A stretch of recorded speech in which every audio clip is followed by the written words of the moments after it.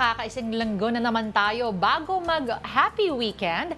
Samahan niyo muna kami hanggang alas 3 for the day's latest stories. I'm Denise. At hindi mo binasa yung Woohoo! Ako po si Lourd de Veyra. Ay, nako, ang weekend ay kumakaway-kaway, kaya good vibes sa lahat, pero lang sa mga banyagang vloggers sa pasaway. At mga kandidatong may mga hirit na sablay. Alam mo, sa bibig nyo na sobrang elegante, pwede kayong magpresidente. Ito na, ang programang malinis at tight. Ito na po, ang Afternoon Delight.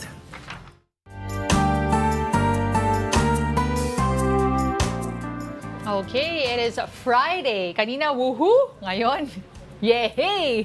Yehey! Very elegant talaga ang ating verbal capacity. Okay, so for this Friday, ang ating napiling delight ay pizza. Kitang-kita niyo naman. OG. Isa sa mga urig Pinoy pizza sinasabi nila. OG 3M pizza. Oo, mas matanda pa ata sa akin yan. Kasi bata pa lang kami, kumakain na kami ng ganyan. Oh, bakit nga ba pizza? Bakit nga ba pizza? Kasi meron tayong parang pizza party, no? Kasi ang dami nating bisita mamaya. Aba, yung isa pa yata ay malapit na mag-birthday. Special Balita guest ko. natin will join us Yung live isa here. naman, may bagong single. So dapat mag-blow out, di ba? Makakausap natin sila maya-maya lamang. Alright.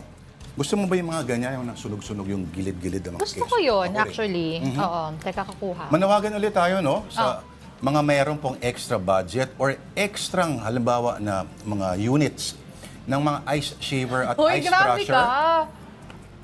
Please. Please lang po. Ipadala niyo po kay Tita Denise ninyo dahil konti na lang po, ingangat-ngatin na yung mga yelo. At papatulan niya na po yung mga frost doon sa loob ng Ng freezer. freezer. Oo. Yung mga... Ano kaya laso nun? Try mo. Sakto, pag medyo puro isda yung binili mo. Eh kung hindi naman puro isda, baka pwede naman. Eh, chicken, ganon. Parang mas matindi ata yun. Abangan natin yan. Sa mga nakasubok na yan, ipaalam niyo po sa amin. Alright, napakarami nating items pag-uusapan ngayon. So let's hit the ground running. Okay, let's start with the stories we have on social media. This one on the Philippine Star and FTTM.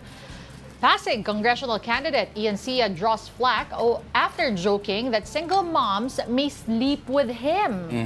Nako. Alam mo, medyo social pa yung pagkakasabi sa English eh. Oo, Yung actual na sinabi sa Tagalog ay medyo balahura. Oo. Sige, sabihin natin. Ito yung sinabi, ano? And I quote, "Ito po ang ambag ko para sa mga solo parent ng Pasig. Minsan sa isang taon, ang mga solo parent na babae na nireregla pa at nalulungkot, minsan sa isang taon, pwedeng sumiping ho sa akin. Yun hong interesado, magpalista na ho dito sa mesa sa gilid." Oo. Tapos, bigla siyang bumawi. Joke lang po yan. May asawa na raw siya. Yun pa talaga yung dahilan niya, no? Oo, may asawa siya. Bakit offensive ba itong hirit na ito? At hindi cute, Tita Denise. Akala niya yata, uso pa rin yung mga gantong-gantong mga joke na very toxic masculinity. Masyadong na, hindi, actually, a-hole na hirit lang talaga ito. Alam mo, ang daming ang daming negatibong reaksyon ang naglabasan, including one from DSWD Secretary Rex Gatchalian on X, formerly known as Twitter. He said, and we quote, "Hoping that the discourse during elections are raised to a higher level. I have been to these barangay-based caucuses, running 7 times locally and winning as mayor and congressman multiple times in a highly urbanized Metro Manila city where it is really hard to keep voters' attention, especially in the sweltering heat. But using our vulnerable, poor and marginalized sectors as butt of jokes is not the way to go. Let's not underestimate the voters. They may laugh, but who says they will vote for you? Keep them engaged by telling them what you will do for them rather than making them the punchline of your jokes. Hindi dahil natatawa sila, ibig sabihin, iboboto nila tayo.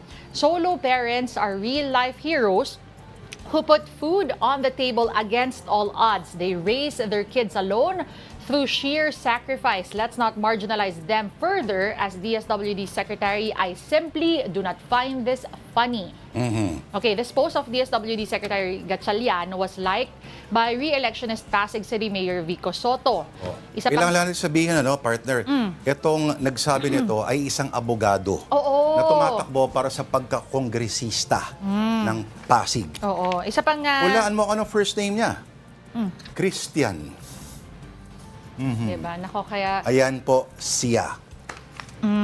Meron bang proper timing o meron bang paraan na mafi-phrase ito na lusot ka, yung hindi ka magiging... parang ginagawa ng dati presidente, no? Ay, May aikido ba rito? ay, siguro if he eliminates yung sinabi niyang pagsiping, dahil lang kung gusto niya tumulong sa mga single mothers at nag-iimbita siya, nalapitan siya, siguro lapitan para magsabi lang ng kanilang mga concerns, but leave out the part kung saan sila ay pwedeng sinabi pa kung sino yung mga dinadatnan pa. 'Di ba? Kailangan yung mga dinadatnan na single mother, nalulungkot. Anong point kaya? Diba? Ibig sabihin ba, yung mga mabubuntis pa, parang gano'n? Oo. Kaya, nako. Oo. So, kung ang goal niya ay maka-achieve ng notoriety nationwide, parang nagtagumpay siya. At hindi lang sa Pasig siya magiging kilala, kundi sa buong Pilipinas, but for the wrong reasons. Again, yung mga hirit na, ako alam ko, a-hole ako. Pero kahit ako, nasaka ako sa nagulat din ako na nung nabasa ko eh. Oo. At under fire din yung mga kandidato kasama sa stage na nakitawa din. Oo. Siyempre, no? Kasi nga parang 2025 na, guys. Oo. Ibang ganyang hirit, medyo sinaunang pa yan, ha?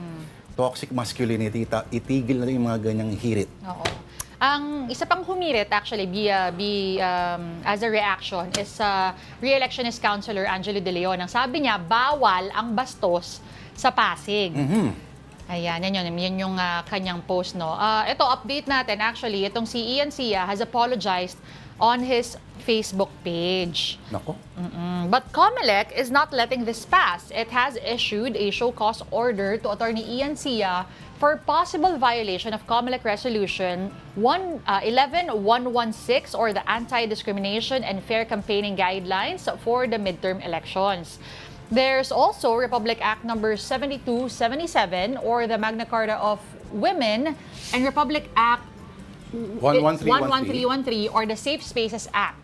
We're sure alam ni Ian yan dahil nga katulad ng sabi mo, partner, isa siyang abogado. At Christian ang first name niya. Ay. Oo, so marami siyang, medyo delikado siya kasi posible siya ma-disbar dyan sa hirit na yan. Unbecoming. Yes. Ika nga. At hindi nagpapakita ng magandang ehemplo sa mga sa mga abogado, no? So sana matigil na yung ganitong klase ng diskurso. Unless gusto ninyong sumikat para yung vlogger na... Hindi, kasi alam mo ang ginagawa nila. May mga jokes na ganyan, na mga... Merong a few na nakikiliti doon sa mga ganong klaseng hirit, natatawa. Pero kung gusto mo talaga mag-pay attention sa'yo at isiping ikaw ay iboto, latagan mo ng magandang plataforma. You have to explain why you're there. Siguro, akala niya madadaan niya sa gandang lalaki, ano? Lakihan natin larawan. Pagmati ni Idol naman. Sige. Number 2. Diba? Ayan. So, again, notoriety ang habol ninyo. Pumirit kayo ng ganyan. Pero tama nga si DSWD Secretary Gatchalian, ano? Iangat natin yung diskurso. Hindi porque alam natin na may pagkamasa yung audience, may gato na mahirit. Hindi eh. Itaas natin na may paraan para i-address ang mga bagay na to to reach their level. At seryoso mga bagay ang pag-usapan talaga because hindi biro ang pagtakbo sa politik, lalo na sa Kongreso. Nako. Anyway, tapos na yon. 6 years ago, baka pwedeng yung mga hirit na ganyan. Anyway. Okay. Okay, let's move on to our next story. Several foreign media outfits are running stories on how U.S. President Donald Trump is sparing no one with reciprocal tariffs. He even imposed 10% export levies on 2 islands that are home to penguins. And seals. Isipin mo, ang mga islang ito ay nasa southwest ng Australia, no? So, papunta na sa Antarctica at ang pangalan nila ay Heard and McDonald Islands. Take note, hindi ito yung paborito niyang fast food ni Trump. Ang point lang dito, itong teritoryo itong binabanggit na ito ay 4,000 kilometers. Ang layo, ano? Pababa ng Australia. At ang biyahe dito ay is 7-day boat trip from Perth. 7 days. Ganyan kalayo yan, partner. Ibig sabihin, iba na yung tubig dyan. Ibig sabihin, iba na yung temperatura dyan. At pinapakita lang nito, kung nasama sila sa listahan, aba, hindi sila ligtas sa 29% tariff na ika nga ni Donald Trump, reciprocal. Yes. Pa dyan kung ano ibig sabihin ng Oo nga. parang feeling ko, first time nila narinig mismo yung word na reciprocal. Ano? Anyway, yung kaibigan nating si Marion Ladja from Burbank, California, ano sabi? ay galit na galit ngayon. Sabi niya gusto niya raw ingod-ngod yung mga mukha ng mga MAGA relatives niya. Wow. Kasi nawalan daw siya ng pera sa bangko. Nag-tank yung stocks, US stocks. Panic, uncertainty, ito yung mga bagay. Talaga na, okay, yung mga protectionist, tuwa. Kasi first step, ito, para mapilitan daw yung mga industriya na tangkilikin ng sarili na mga industriya, mga produkto. Pero akala yata ni Donald Trump, 1930s pa rin ang paraan ng kilos ng kalakalan. Ano? Maraming materyales na ginagamit sila na galing sa ibang bansa. At hindi pwedeng gawin sa Amerika dahil mahal. Halimbawa, car parts. Lalong-lalo na ang Japanese cars. Buti sana kung ganun pa rin kataas yung kalidad o yung volume na pinoproduce halimbawa ng mga General Motors, Chrysler. Hindi na di ba? Actually, di ba, nung una nga itong lumabas, ang pinag-uusapan pa lang yung neighboring country nga nila na Canada, na parang kung akala nila mag-benefit sila because they're imposing certain percentage of tariffs on Canada, ang dami din pumapasok sa US galing sa Canada. So it will be the same for all of these countries. Ang hirit pa ni Trump, it's Liberation Day. Tama. Maraming tao are liberated from their money. Saklap naman nun. Sama, ano? Sorry, Marion, ha? Galit na galit siya. Nako po. Nag-iisip sila na lumipat na. Dahil 4 na taon pa yan. Tandaan nyo, wala pa sa kalahati ng Trump administration. Kalahating taon. Wala pa sa kalahating taon. Pero ika nga, you guys are just dying from excitement. Tariff pa more. Sige, gusto nyo yan. At ginusto nyo yan akala yata nila hindi maapektuhan yung mga presyo ng mga bagay-bagay na mahalaga para sa ordinaryong Amerikano. Tingnan natin. Hindi, pero impossible kasi hindi maapektuhan because ano yan when you make up when you decide for a certain price of a certain product, lahat ng factors papasok dyan Correct. Diba? Ngayon, lahat ng bagay ay magkaugnay. So, konting ugalang at maraming maapektuhan dito. Hindi lang mga Amerikano. Buong mundo posibleng apektado ng mga bagay na ito. At higit pa dyan, paano pag bumawi din ng tariffs yung ibang mga bansa? At yung European Union, naghanda na sila ng mga pambawi na tariffs. Good luck talaga. Nako, bawiin na lang natin ng ating GV by GV or Good Mood, Good Vibes. Moving on to another story, this one in entertainment. Korean group Boy Next Door returns to the Philippines to delight thousands of fans.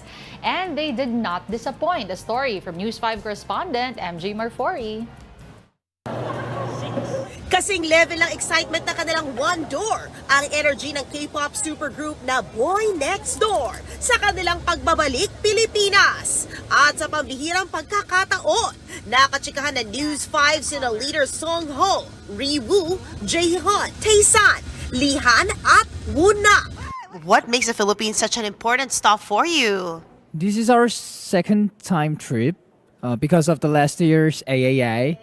And we got 2 hours in AAA, so I have really, really good memories about Philippines. So I thought we have to be back.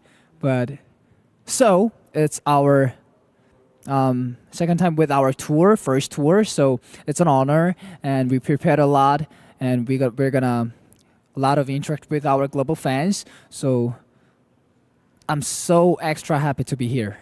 일단 가장 많이 기억나는 것은 저번에 필리핀 원더어 분들께서 정말 예상치도 못한 에너지를 주셔가지고 그때 시상식 때도 너무나도 즐겁게 무대를 할 수 있었고 실제로 저희가 그때 상을 받았거든요. 그래서 너무 행복한 기억들만 남기고 갈 수 있었던 것 같습니다. Ang grupo ay 5th generation na ng K-pop at nabuo back in 2023. Fast forward to present, isa na sila sa pinakasikat na K-pop supergroups under Cause Entertainment na subsidiary ng HYBE. Minahal sila ng mga Pinoy Wonder dahil sa kanilang catchy music at mala storytelling lyrics. Kaya naman punuan sa kanilang first ever Knock On Volume 1 tour sa Pilipinas. Passion. Philippine fans, passion. Energy. Ang ilan naman sa members ng Boy Next Door nakapagbakasyon na raw sa bansa, gaya ni Lihan at Jaehyun. Kaya wish nila na mahatak pa ang ilang members nila para makita ang ganda ng Pilipinas. 저는 평소에 서핑을 좋아했었는데 처음으로 서핑을 배웠던 데가 필리핀의 보라카이였어서 놀러 가게 된다면 다시 보라카이에 가서 멋있는 서핑을 즐기고 싶습니다. When I was younger, I tasted like Philippines traditional soup or stew like something. So it was really good. I don't know, the bolalo. After ng world tour, paghahandaan naman ng grupo ang kanilang album na lalabas na this May. Alright, as we said earlier, may mga bisita tayo today. And first are yung lumuhod ka sa lupa stars, Ren Escanio and Angela Morena. Beautiful ladies, welcome to Afternoon Delight. Araw-araw may mga ganito. No? Congratulations. Last 4 weeks na ninyo? Yes. Nako, balita ko, sabi mo kanina may twist daw rin sa storya. Tayo lang ang mga apat nag-uusap. Ano kayang twist ito? Ito yung hindi rin namin in-expect na mangyayari pala. Ganun. Opo, kasi akala namin nag-end na kami last time eh. Tapos biglang may additional taping days. I heard. So akala ko, okay, ito na yung final, ito na yung mangyayari, at dito na mag-end. Tapos biglang, ang dami pa palang mangyayari. So kahit kami nagulat kami, so kailangan abangan ng mga tao yun. Kung sino yung mga matitirang matibay, kung anong mangyayari, magkakaroon ba ng happy ending sa Jane, si Norman, and makakamit ba namin 100% yung hustisya na matagal na namin inaasam-asam. Oo, revenge story yes. ito. Tutuusin. Angela, ano mga insights mo sa paggawa ng ng seryeng ito? Meron ka bang mga bagong mga pananaw tungkol sa craft ninyo? Well, ako po kasi nagsimula ako sa pelikula. So nakita ko yung difference sa paggawa ng pelikula at ng teleserye. And this is my first teleserye po. Really? Yes. And sa pelikula kasi very mild lang yung galaw mo, pero pagdating sa teleserye, kailangan malaki, like big movements. Yun po yung natutunan ko.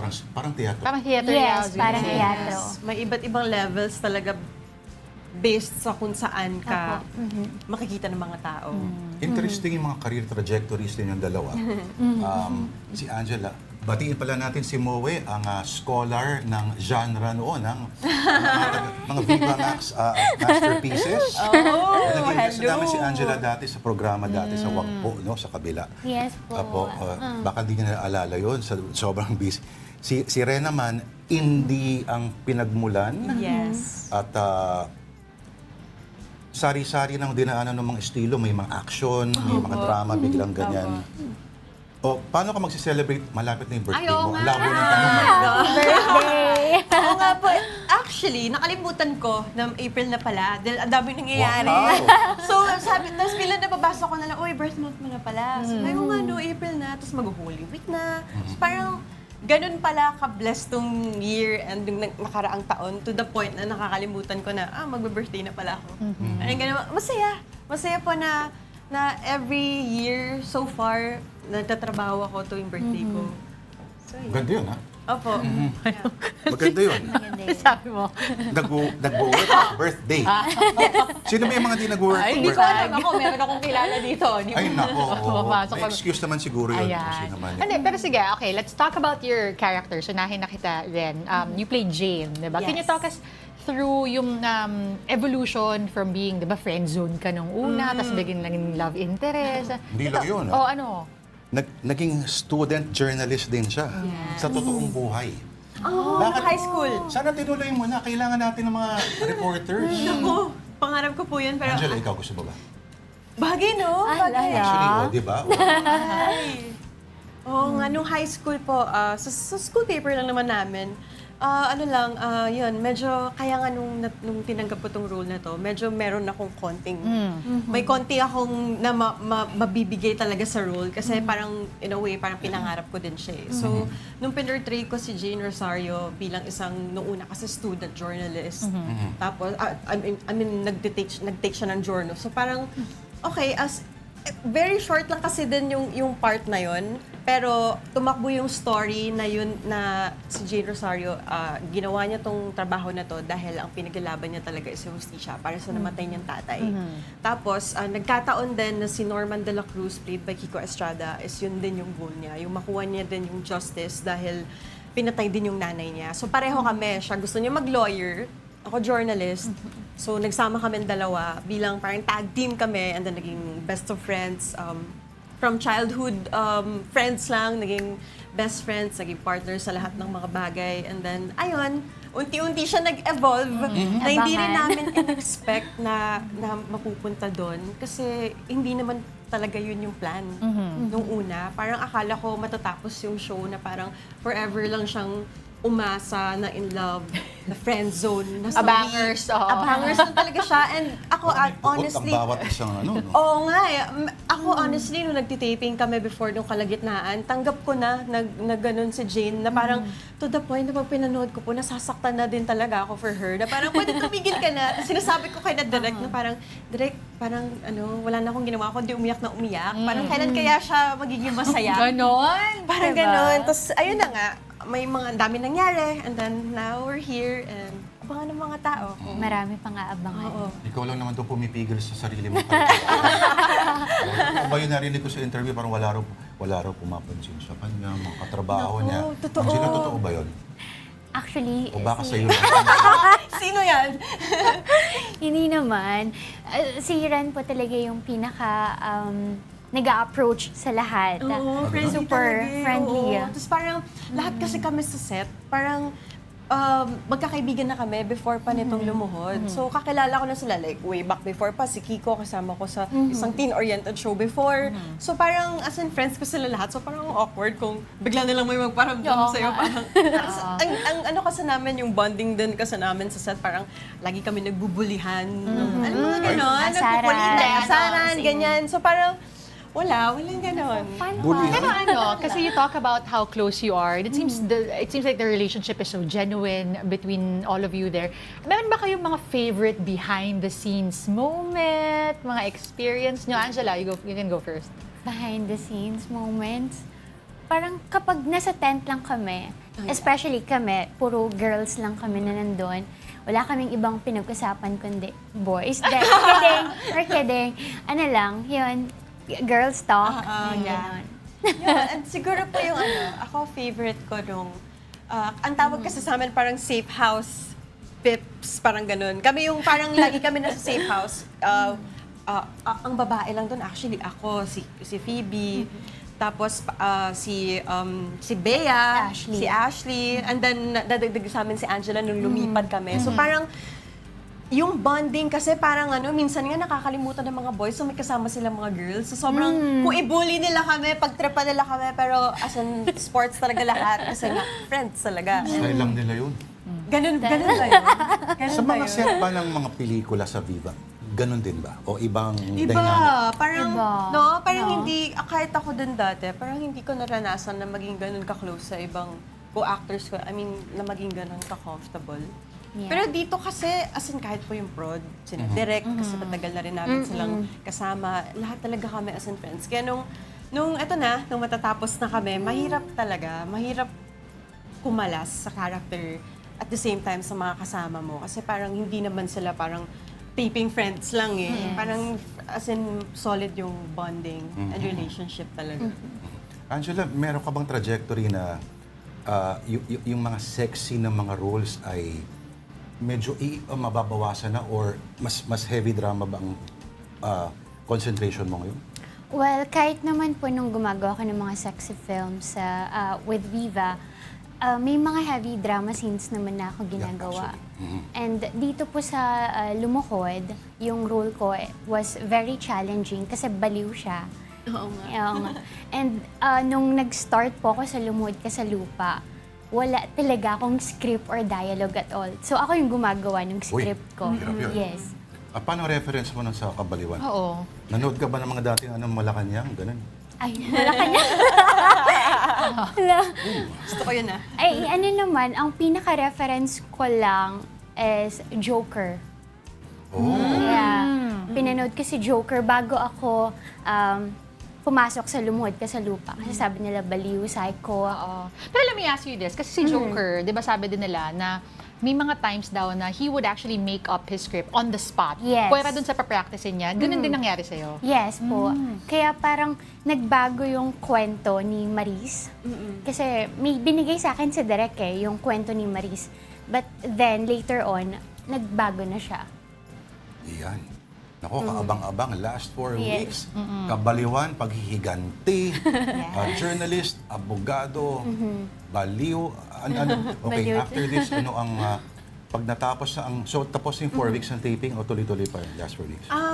Ayun na nga, akala po namin Surprisingly. tapos na. Surprisingly, meron pa kami palang taping. Magandang balita lagi yan. Yes, Oo. opo. Yes. Na nagulat din kami lahat. Parang, akala namin tapos na, akala namin nag-last day na kami, ganyan. Tapos nung narinig ko... Nag-party na kayo.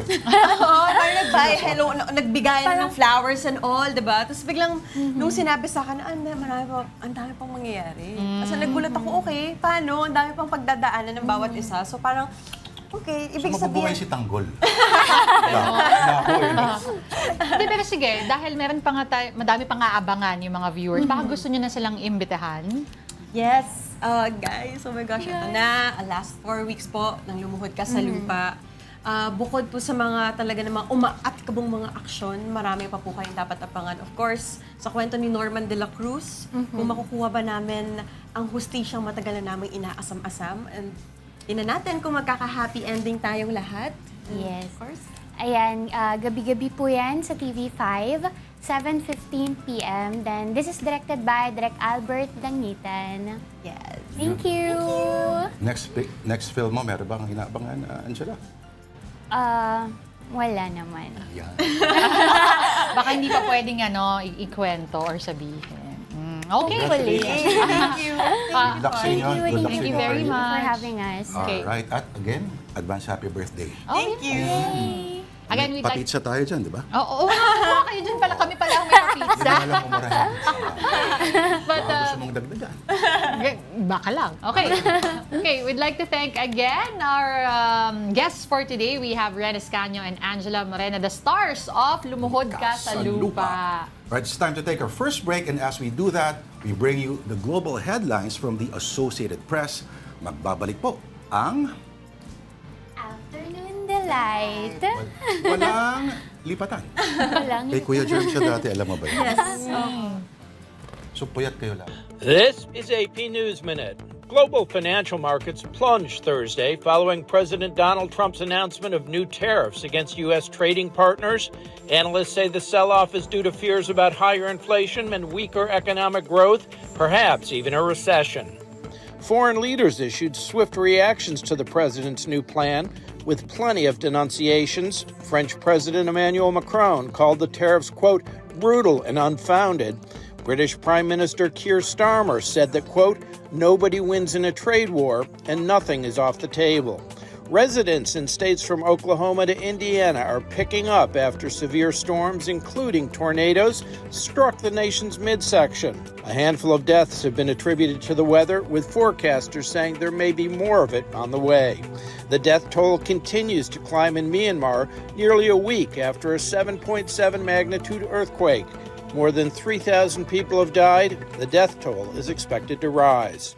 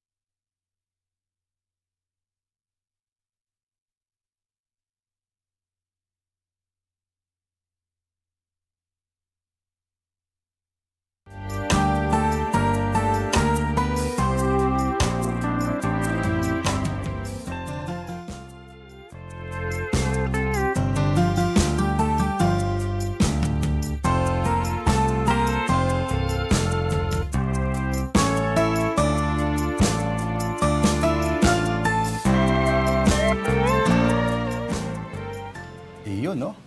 Magandang hapon po muli. This is Afternoon Delight on One News. Ako po si Lourd de Veyra. Siya po si Ms. Denise Tan. Here now is a quick rundown of some stories on One News. Inflation dropped to 1.8% in March from 2.1% the month before. The decline was attributed to lower prices in food and non-alcoholic beverages.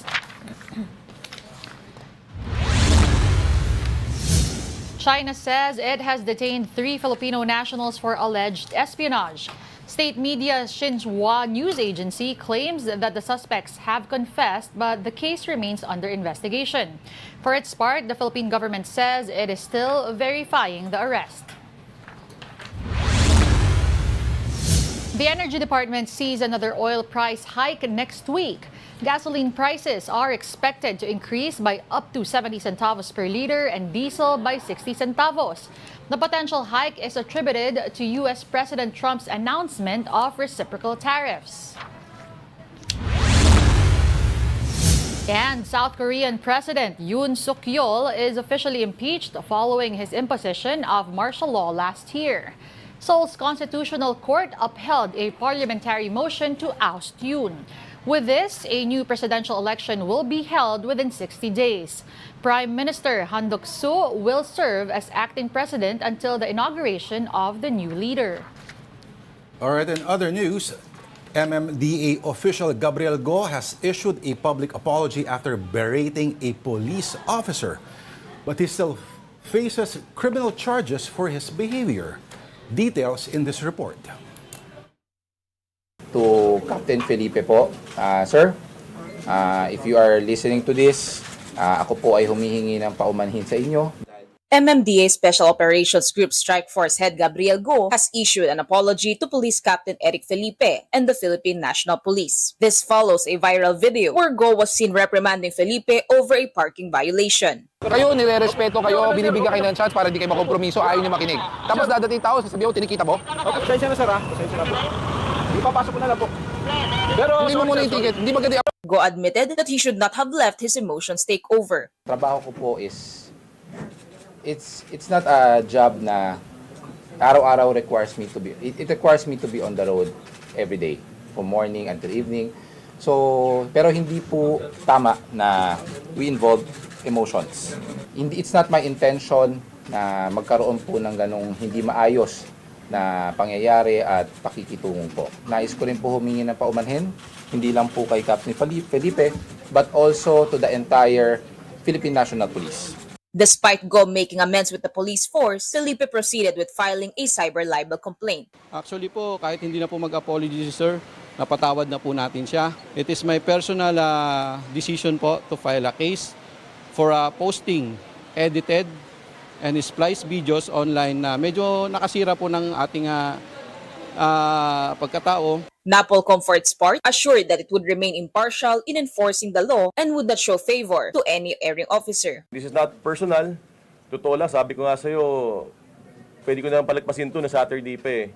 Pero the institutions were hurt. Nagpapasalamat kami sa'yo. Sa wakas, you manned up. Mobile journalist Merimon Reyes, we are One News. Meantime, authorities are warning against crypto scammers now preying on Filipino Americans. Mobile Journal Amy Atienza reports. Tila hindi na nga matapos-tapos ang online scamming. Dahil ngayon, mga Pinoy na US migrants naman ang biktima. Nagpaalala kamakailan ang Bureau of Immigration sa kumakalat na panibagong klase ng cryptocurrency scam. Isiniwalat daw ito ng isang Pinoy sa Myanmar kung saan ang pangako ay garantisadong malaking balik ng investment gamit ang social media. Pero heto agad ang babala ng eksperto. Sabihin natin 50% to 250%. At hindi totoo yun, no? Hindi nangyayari talaga yun or hindi yun guaranteed, lalong-lalo na sa crypto space at doon sila nabibiktima. Mas madali raw mahikayat ang mga Pilipino sa Amerika dahil sinasabing mas madali umanong paraan para makapag-remit ang crypto. So, halimbawa, gusto mong magpadala ng malaking amount, no? Ng malaking amount para sa pamilya mo sa Pilipinas, galing ka sa US, pwede kang magpadala ng thousands or hundreds of thousands of dollars ng isang snap lock. Kapag Filipinos based in the US yung magiging target ng scam nila, malaking volume o malaking deposits yung makukuha ng mga scammers na to. Hindi lang mga migrante ang dapat nababahala, posible rin niyang mangyari mismo sa mga Pinoy sa Pinas. Kaya laging tandaan, hindi sila lalapit, no? Hindi lalapit ang mga exchanges, ang mga Web3 companies para magsimula kang mag-invest sa crypto. Kailangan talaga ikaw yung magsimulang mag-aral. mobile journalist Amy Atienza po, hatid ang muka ng balita. This is Afternoon Delight on One News. We just need to pause for another break, but we'll be right back.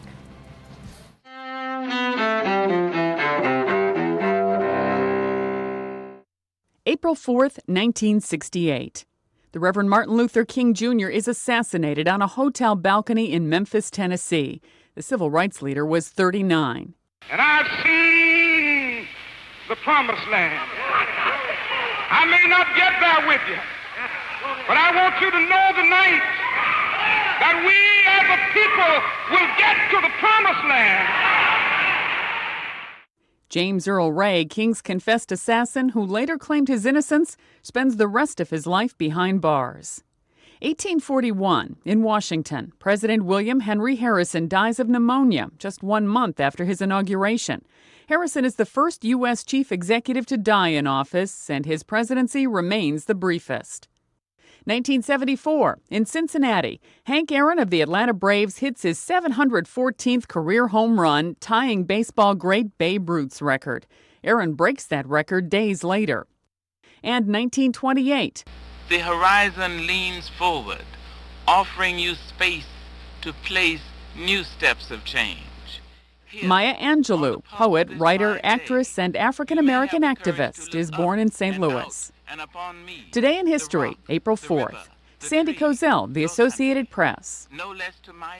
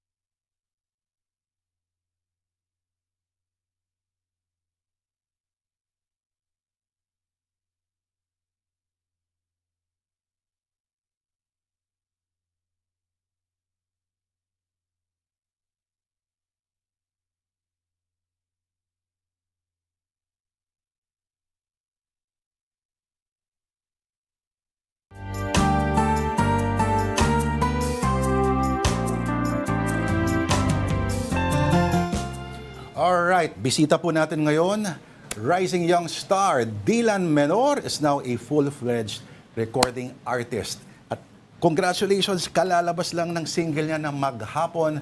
Welcome to Afternoon Delight live in the studio, Mr. Dylan Menor, the future of film, fitness, and fashion, sabi ng isang magazine. Congratulations. Thank you so much, Sir Lourd. Wala nang walang preno-preno sa karir na to. Okay, Maghapon. Ibang klase yung tunog niya, para siyang may pagka-indie. Indie, folk. Hindi siya ballad na the usual. Yeah. Yeah, tell us about it, Maghapon. Maghapon is, the story is about, it's a love story. It's about stranger, from stranger to lover. So parang ang meaning nun is, yung favorite line ko dun actually is, kahit saan mo gusto, di mo kailangang magsalita. Yeah. So parang, basta kasama mo yung taong gusto mo, masaya ka na. And basta makasama mo buong hapon, yun yung pinaka-importante. Parang ganun. Okay, ito ba yung music, yung estilo talaga na gusto mo? Ito ba yung klase ng musika pinapakinggan mo talaga? Actually, nung pandemic, ito yung mga pinapakinggan mo. Pinapakinggan ko sila Adi, sila Arthur Neri. Medyo ganun din yung genre. Pero recently, nahiligan ko makinig ng mga standards, mga classic. Nako! Like Frank Sinatra, Michael Bublé, mga ganun. O syempre getting inspirations everywhere. Pero Dylan, balikan natin yung Maghapon. Ano? I like the way that you were explaining it, even picking your favorite line. Yeah. Sa'yo ba, what does it mean to you personally, yung kantang Maghapon and yung creative process, baka pwede mo rin i-share sa amin, like how involved you were in making the song? Well, Maghapon was actually written by Sir Alvin Cerito, one of the vocalists of Sunkissed Lola. And ang ganda ng song, I can relate kasi when, syempre, lahat naman siguro tayo may minahal or nagkagusto sa isang lalaki or sa isang babae.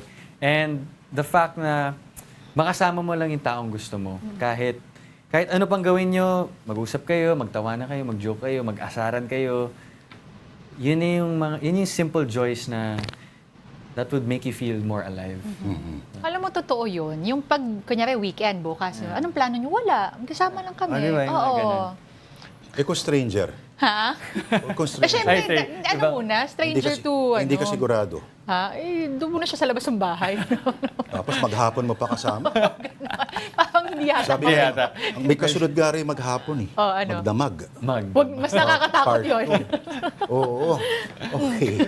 So, ito ay single mo at mukhang, kung seryosong recording artist, buong album ang target. Yes, well, that's the goal actually. Sana, hopefully, by the end of the year or next year, makagawa ko ng more songs that is related to Maghapon or even better. And yun, sana magkaroon ako ng album this year. So I'm planning to keep working on vocals ko, keep working on listening to more music, more genres, para I could explore more on what could fit to me, and what the audience would like to hear from me. Speaking of fit, anong address ng mga braso mo? Ano? Anong address niyan? www.braso.com. Ganun talaga, ano? Paano bang workout routine mo sa mga gaya ko na medyo nakalimutan yung mga bagay na yan? Well, ako, syempre, lalo na ngayon, sobrang hectic ng schedules, ang daming work. So, ang ginagawa ko, sinisingitan ko talaga ng workout as much as I can. Kahit push-ups lang ako, kuwari, nasa work ako, pag in between taping, pag break, hanap ako ng room, push-ups lang ako, ganon. Tapos sit-ups. Pero pag wala namang work, I go to the gym. Pupunta ako sa gym ng friend ko sa bahay nila. Kailangan talaga, no? Kailangan No excuses. Kailangan mo magpawis. It's good din kasi for your creativity, di ba? Yes, Yung it helps parang andun siya, ano tawag dito? Meditation yun eh. May Oo. focus ka eh. Yeah, totoo. Ang gugulo lang buhay mo talaga sa musika. Musika. So, my God. Hindi, pero sige. We talk about your music, your goals. Pero what about, let's say, going on stage, film, television? Lugi tayo dito eh. Lahat meron eh, no? Kinuha mo na lahat eh. Well, yun nga. Siyempre ngayon, ang focus ka din, aside from singing, and aside from improving sa iba-iba, maybe singing, dancing, acting, focus ko din yung film, TV, series. And right now, I'm working on a microdrama. Vertical siya. So, it's very new and it's very interesting. And Vertical mic. vertical kasi sa cellphone na siya pinapalabas eh. So pag gano'n na. And Interesting to, Oo nga very eh. interesting kasi it's very new. Curious ako, anong dream role mo? Dream role. Well, ever since kasi mahilig ako manood ng mga rom-com genres tsaka mga action. So either of the two, may it be rom-com or an action. Action. Action pa yan. Para may pupuntahan yung push-up. Yun, di ba? Sayang push-ups eh. Sayang workout Every natin. frame nag-flex ka. Oo. Pwede rin naman habang nagsistrum ng gitara, di ba? Ang ganda natin. Nakaganon talaga yun, kaya bagay. Sanay na sanay ah. Oh. So paano inaano yun? Mahirap kasi, I can imagine only, no? Yung iba-ibang mga trajectory ng career. Imposibleng walang mag-suffer sa pagbuhos mo sa isa. Paano yung pagbalanse ng prioridad? Yeah, actually, right now, yun nga, as I said earlier, ang daming nangyayari. I actually feel overwhelmed with everything that's happening. Kasi ang daming opportunities sa singing, sa acting, and it's my responsibility to keep up or at least improve sa lahat ng bagay na yun, to improve my craft sa bawat ano. And it's hard to balance, pero you have to eh. And the best way to do it is just time management, tapos know your priorities, and eventually magugulat ka na lang, oh, nagawa ko na pala. Or like, oh, nagawa na pala. Pero ano, kasi syempre when you say, oh, time management lang yan, finding the right time to focus on this and this and that. Pero ang hirap gawin eh, di ba? What do you do though? Do you take a step back? Do you meditate? Katulad ng pinag-uusapan. Nagme-menor siya. Nagme-menor ako. Galing. Ang galing talaga. Galing. Oo. Yeah, siguro may times na I take breaks. Nanghingi ako ng mga block off. Sinasabi ko sa handler ko, manager ko, block off muna. I wanna take a rest. Kasi very important din ang rest eh. Para at least you could reflect on ano yung mga gusto mo talagang gawin. If you want to really focus on this or that. So, malaking tulong ang pag- Alam mo, interesting dito, bata pa niya eh. 3 years from now, baka iisip, directing pala gusto niya. Pwede naman. Bakit hindi? Kasi kung iba-ibang mga disiplina, perfect sa ano yan. Yung ganyang mga ruta, no? Yung mga directing, producing, may overview ka ng lahat halos eh. Ano ang last 2 na mga pelikulang pinanood mo for the sheer enjoyment of it? Or if there's one movie na pinanood mo pa ulit-ulit, ano yun? The Notebook. My God, sentimental ka talaga. Ano maganda naman talaga yun. In the feel-good story of the year, The Notebook. May namatay doon. Parang every time nga panoorin, iiyak ka pa din eh. Talaga? Parang Marley and Me. Oo, yun. Parang ganon. Talaga? Ay, ayoko may naman namamatay na ano. Okay na yung Notebook. Oo. Yaman. Tao. Let the dog live. Okay na tayo ron. Sige, huwag tayo mag-usapang iyakan. Di ba? Good vibes tayo. Alam mo ba, kapwa alabangers mo rin to? I-expose ko sa kami nakatira. Wow, para mapupuntahan kayo sa Alabang, di ba? Parang, wala. Ano sasabihin? Sa lahat po ng mga nag-aabang dyan, alis. Okay. Ang inaabangan talaga dito, partner, is yung maghapon nga. So, syempre, baka pwede mong magpa-sample ka naman ng konti, di ba? Sample. 1, 2, 3. Kahit saan mo gusto, di mo kailangan magsalita. Kahit saan mo gusto, ang mahalaga'y nariyan ka. Palipasin natin ang maghapon. Mga puso natin hihinahon. Galing! Parang kuwang-kuwa doon sa recording Kuwang-kuwa eh. Note for note, plakadong-plakado. Ilang layers ng yun? Harmony yun. Ang nirecord niya. Dami nun, no? Anyway, congratulations. Thank you so much. Dylan Menor. Alright. Actor, singer, fitness instructor. Lahat na yan. Dylan, Kilabot ng alabang. Sige. Huwag mo na paulit-ulit. Huwag mo na i-expose kung saan Hindi siya kasi nakatira. nakasulat San Beda Alabang. Totoo ba? Oo, bakit na interesado? Interesado ka sa'yo. din. O, di ba, syempre, dinabihan ko ng info. Kung hindi ko ba binanggit yun, hindi ka may interest. Hindi, kasi syempre hindi naman na binabroke Talaga? na kung saan nakatira. Akala ko bene ka. Yun nga yun. Ha? Yun ba yun? O mamaya natin Tanga eh. pag-usapan. Dylan, invite mo muna yung mga fans and supporters, of course. Hi everyone! Hi mga kapatid! I'm Dylan Menor ulit. And syempre, iniimbitahan ko kayo mag-stream ng maghapon under Universal Records po. And it's out on all major streaming platforms. And sa social media platforms ko, Dylan Menor lahat, Instagram, Facebook, TikTok. And yun. Maraming salamat Spotify, po. meron din. Spotify, iTunes, lahat. Sa mga may budget, YouTube. Spotify. Yeah. Sa mga walang-wala, nasa YouTube. YouTube, yeah. At merong lyric video. Yan. Oy, okay yun ah. Meron. Oo. Meron sa YouTube. Alright. Yun nga lang, steady lang yung braso ni Dylan doon sa lyric video. Congratulations, Thank you so Dylan. much. Thank you. Alright. Lord, salamat po. More music, ha? Thank you po. Alright. Thank you. Salamat sa actor-singer Dylan Menor. Walang menor-menor sa karir. Talagang sports na tayo. Oo nga. Okay. Huwag mo sabihin atleta ka pa. Lugi na kami talaga ron. Sa Beda. Naku, lahat na talaga sabi ko sa'yo. Okay, let's move on to our sports story. The list of the 50 greatest players of the PBA is now complete. In volleyball, Petrogas and Creamline will compete in the PBL All-Filipino Conference. News 5 correspondent Ian Suyu has the report. Matapos ang ilang buwang paghihintay, sa wakas ay pinangalanan na ang 10 dagdag sa 50 greatest players list ng PBA. Una na riyan si 7-time PBA champion Nelson Dabul Asaytono, kasama rin sa listahan ng Alaska Legends na sina Bong Hawkins at Jeff Carriazo. Pasok rin sa listahan sina Abby King at Arnie Tuwadles, pati si Dynamite Danny Siegel, Manny Victorino at the Bicolano Superman Yoyoy Villamin. At gaya ng inaasahan ng marami, kasama rin ang nag-iisang 8-time Most Valuable Player awardee na si Junmar Fajardo at Ginebra guard Scotty Thompson sa listahan ng 50 pinakamagagaling na manlalaro ng PBA. Silang dalawa ang tanging active players na nakasama sa listahan. Matinding decision-making at analysis raw ang ginawa ng selection committee para siguraduhin hindi magiging kontrobersyal ang kanilang resulta sa pagpili ng 10 greatest players.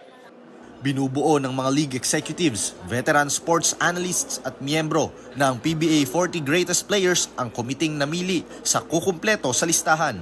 Napagkasunduan rin daw nilang kapag nanalo ng MVP award ang isang player, automatic na pasok na sa listahan. Ginawa na ng mga dating commissioner yun eh. Automatic, 25th, 40, at ito. So, ewan ko, MVP ka eh. So, magaling ka doon sa taon na yun. Opisyal na paparangalan ang 50 greatest players sa mismong anniversary celebration ng PBA sa April 11. Sa huling araw naman ng PVL All-Filipino Conference Semifinals, gigil na nagharap ang Petrogas Angels at Akari Chargers. Maagang lumamang ang Petrogas at nakakuha ng back-to-back sets. Pagdating ng third set, dito na umigting ang opensa ng Angels at nakabuo pa ng 6-point advantage bago tuluyang kunin ang panalo via sweep.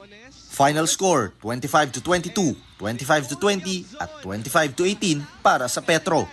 Dahil dyan, nakuha ng Angels ang unang pwesto sa finals. Umiskor ng team high 16 points si Myla Pablo, habang nagdagdag naman ng 15 puntos si conference MVP Brooke Van Sickle. Hindi pa tapos yung laban. And ayun nga, makakapagpahinga kami kahit konti kasi in the past few games talaga medyo wala kaming pahinga. Pero hopefully, the next training namin, focus na kami sa mga next game namin this finals. Naging much anticipated naman ang laban sa pagitan ng defending champion Creamline Cool Smashers at Chocobucho Flying Titans. Total team effort ang dinisplay ng Creamline at basang-basa nila ang opensa ng Flying Titans. Dahil dyan, agad sinelyuhan ng Creamline ang panalo para makuha ang huling spot sa finals. Siyempre, masaya ako na nakakabalik kami sa finals. Yun naman yung goal palagi. May different yung front. Very proud. I think this is my first time again back playing, going into the finals. And every conferences, we were talking about it. Iba-iba yung story namin kung paano kami makakapasok sa finals. This one, it's another story. Magsisimula ang maaksyong Best of 3 Final Series sa pagitan ng Petrogas at Creamline sa Martes sa Smart Araneta Coliseum. Ito na po mga kapatid, oras na para sa segment na deserve ang Nobel Prize for Best Segment at bentang-benta sa Pulitzer Prize winner Journal at One News Defense Editor Manny Mogato. Ito na po ang I Saw a Signs.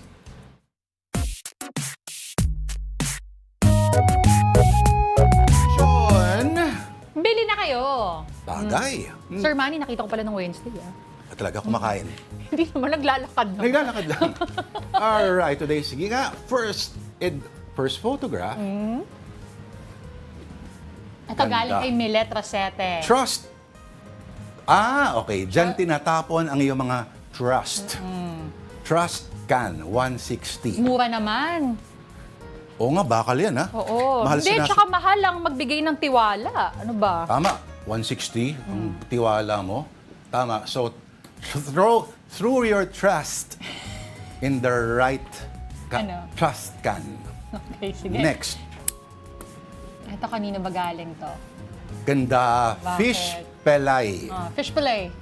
Fish fillet. O, tama. Ano wala mo? May mali. Fish fillet. Ayan, sarap. Tama. Ganda. May problema ba tayo sa spelling ng fish fillet? Wala naman. Basta nagkaintindihan. Mismo. Next.